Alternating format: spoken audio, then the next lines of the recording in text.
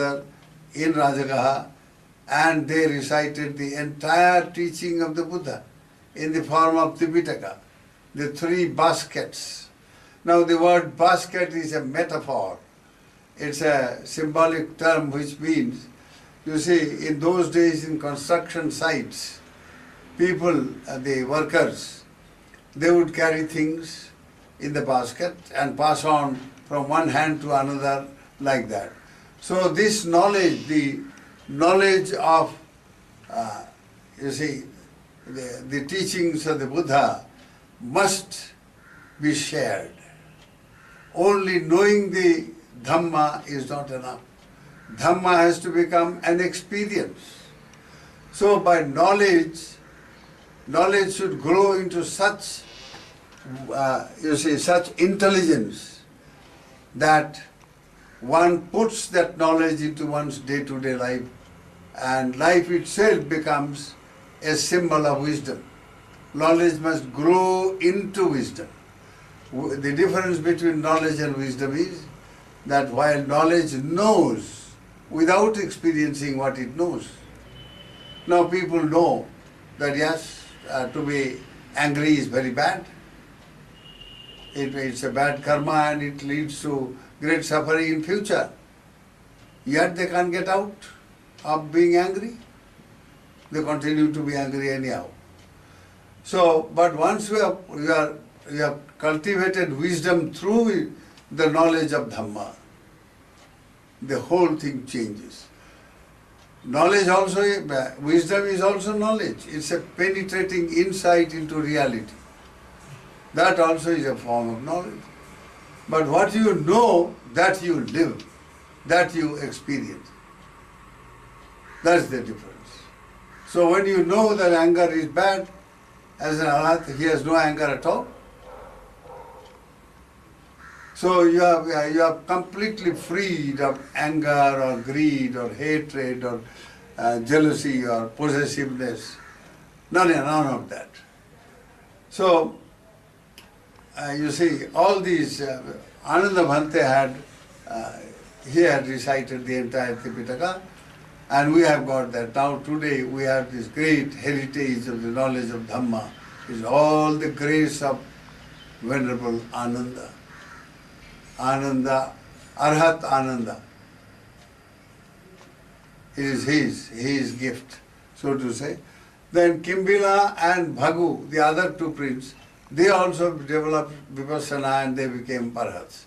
Only Devadatta developed psychic power because he was just interested, he was not interested in becoming liberated, he was not interested in becoming a saint or an enlightened person, to be free from the bondage of karma and rebirth. No. He didn't bother about the wheel of life, the samsara. All he wanted was power. So he developed power, psychic power, all kinds of powers.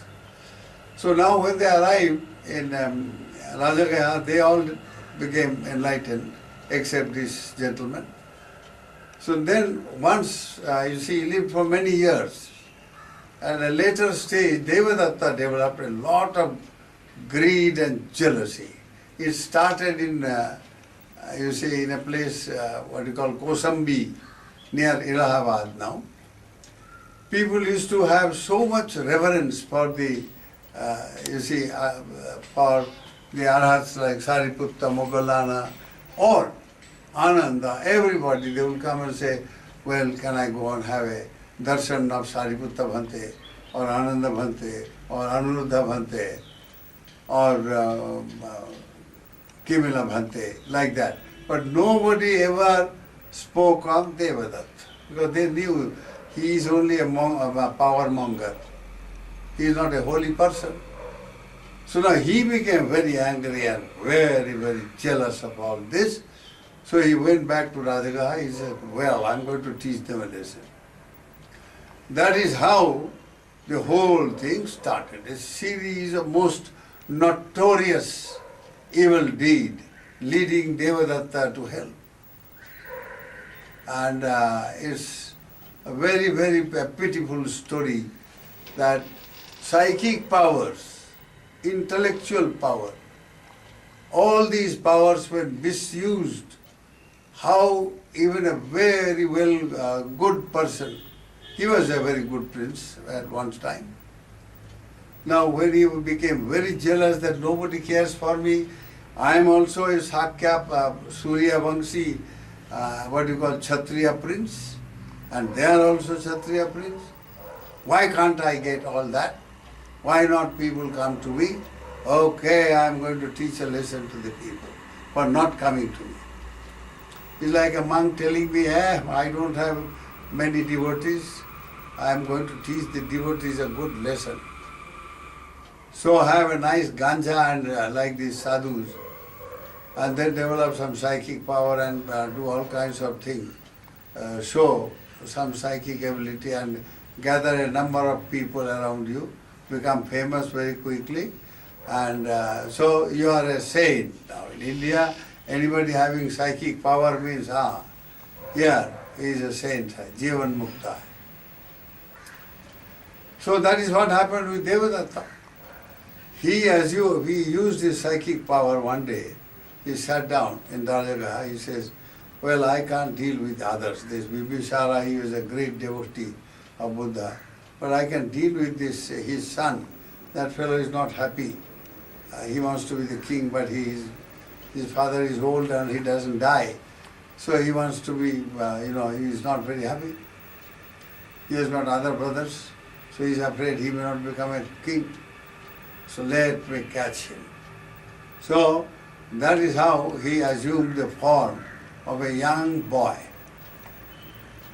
and put on snakes. 6 snakes he had. On the head he had a snake like a mukuta, and then on his, on the hands, on the leg, on the body, and then he transported himself to where the prince was sitting, and he was thinking in that bad way, that when can I become a king, and I am getting older. So now the Devadatta went and sat on his lap like this with his psychic ability, with the snakes and all that. This prince got so frightened. Sorry. So he said, my goodness, who are these? He's a great saint, my goodness. He said, oh sir, who are you? Oh my goodness, you must be a god. He said, no, I am Devadatta, I am not God. Okay, but what Devadatta, what?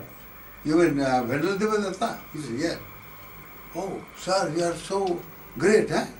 Yes. I am going to be your guru now.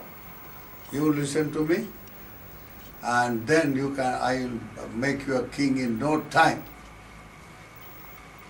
He said, he's going to make me a king, huh? Very good. He made him a guru, and he used to send, food for him, not only him. Devadatta had gathered about 500 other monks with him. All recalcitrant, stupid monks who didn't know, who couldn't differentiate between holiness and psychic power. So, all that, when Devadatta became very famous suddenly, the king, he is the Yuvaraja. Now they conspired, and he said, look here, if you want to become a king, you have to get rid of your father. And that is how he got his father killed, and he became the king. And he said, I am going to become the Buddha. I will kill the Buddha. So he made attempts. He organized a gang of thugs.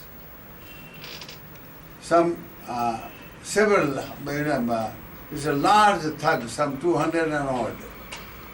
He sent one man, he said, go, and the Buddha is in a cave there. Go and finish him. And come, I will give you such huge money. Then this man went there to kill the Buddha. But instead of killing, when he approached the Buddha, he was so awe-inspired by the very sight of the master, and He was projecting thoughts of love, metta, universal love. So you see, this killer just fell at the feet of the Lord and said, Lord, I came here to kill. Please save me. If I don't, you say, it will take me to Naraka, to hell. Buddha laughed and he said, no, all right, you listen to Dhamma. And this monk became this man, you see, he was gradually, Buddha developed his theme in such a way, he became spiritually transformed and he became an arahat there, right there. Now here is a point that we should all think very deeply.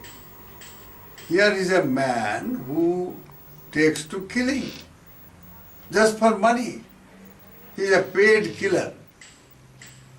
Now by coming in contact with the Lord, by the spiritual might of the Master, he is spiritually transformed. He becomes a liberated one. So now, when he did not return, Devadatta had set 2 persons, he had kept them on the way. He says, as soon as this man, after killing the Buddha, returns, you better finish him off.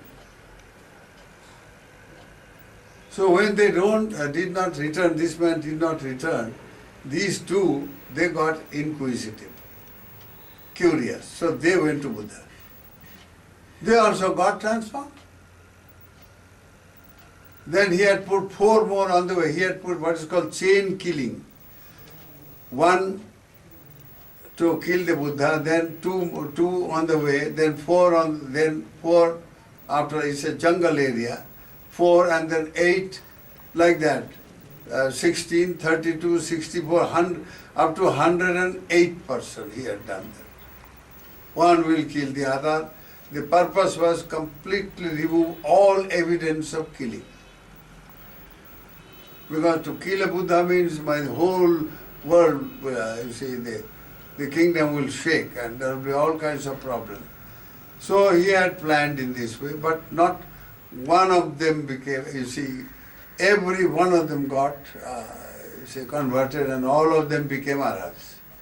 So he was very, very disappointed indeed. So he thought of he will finish the Buddha himself. So he went up on the top of the Gijakuta mountain and let a huge boulder down. But this boulder, as it fell, Buddha was walking up and down in the foothill areas. So the boulder came down and hit another huge boulder and just cracked into 2 and 2 sides it divided and nothing happened. But a splinter came and fell at the feet of somewhere and hurt the Buddha's feet. So like that, then he said this Nalagiri, the elephant, you see, they made the elephant mad by giving lot of liquor. It was a killer, Nalagiri was a killer elephant kept in the jail to execute people. So the Buddha was going on the way for Pindapata with monks and whenever Ananda was there. So he said this, he told the jailer, he said, I will promote you, I will get you anything you like, you will become a minister and all kinds of things, and that is how even that attempt failed. So in many ways the Devadatta tried to kill the Buddha, but nothing, he never succeeded. Then he broke the Sangha Veda. But even then, that also failed because Sariputta Bhante went and brought back those monks. So when at last, you see, he lost all his power, psychic power and everything. And he was in a miserable condition, he was almost dying. So they carried him to Veluvana on a stretcher. He wanted to he wanted to take pardon from the Lord. But such a heinous crime, it was impossible for him to meet. And that is how When they kept him in front of the monastery where there was a little pond, he wanted to drink some water. But the earth just cracked open and he fell and he died there.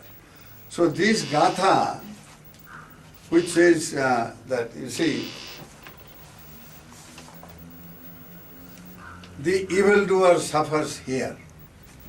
He suffered even in this very life, Devadatta, in a most miserable way indeed. And hereafter, then he was reborn in the most woeful state of existence, the hell. He suffers in both the worlds. There he remembers and suffers. The thought, evil have I done. Even before he died, he was all the time tormented by the thought, oh, what a evil I have done indeed. And then torments him all the time. And he suffers even more when gone to realms of woe. In the apaya, in the hell, in the naraka he was born.